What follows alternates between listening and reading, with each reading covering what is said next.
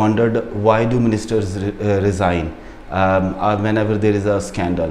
So it's not just a phenomena where they are resigning because of the scandal itself, but it is also a precedent set in the modern government in the United Kingdom. So but to understand this phenomena, we have to go back to the wartime. So in the Second World War, there was a scandal that broke, and it was the Creechel Down affair scandal, and in that scandal a lot was going on. The wartime British government was not honoring its promise, and what was happening that at the same time there was chaos, anarchy, and the war was going on, and in the midst of all of this scandal broke. So to understand the precedent of the ministers resigning after a scandal, the legal name for this precedent is individual ministerial responsibility. So under this responsibility, whenever there is some kind of mishap or a gross negligence of individual rights, or there is an event that has put the nation at risk, the national security at risk, then the minister has to take responsibility. He can't simply say that it was the people working under him and he had no idea of it.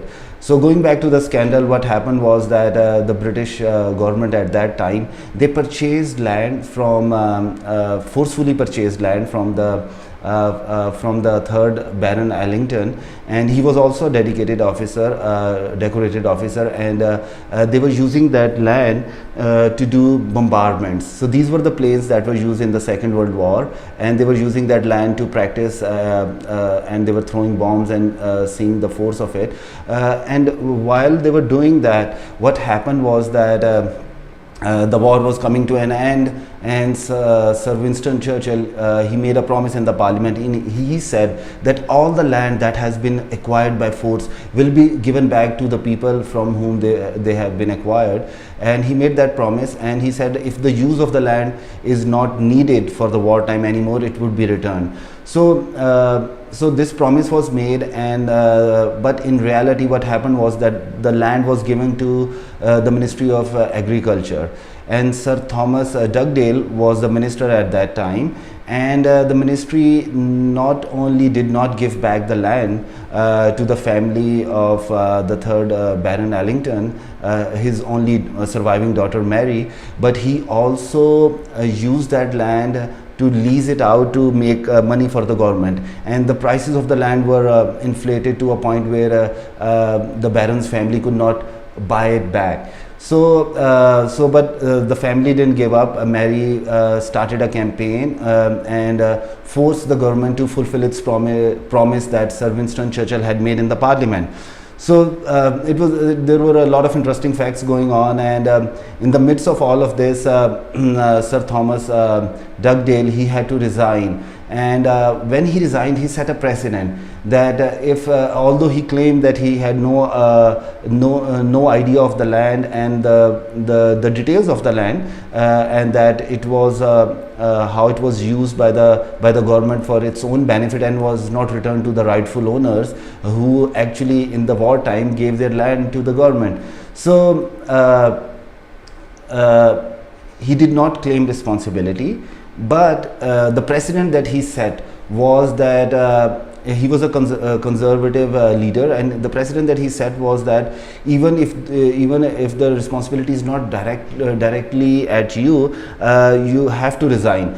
And you have to take responsibility of the actions of your officers, the civil servant officers.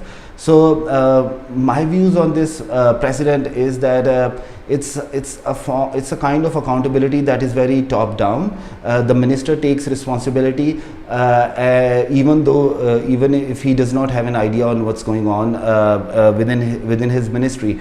And why this is such a powerful precedent is because not only it creates individual ministerial responsibility and all the ministers are responsible, but also the civil servants, they know that if they mess up, if they make a mistake, if they do some gross violation of people's right, what is going to happen is that the minister is going to be forced to resign, and they answer to the minister, and so their jobs also become at stake, and the minister can fire them or change them if they're not doing their job properly.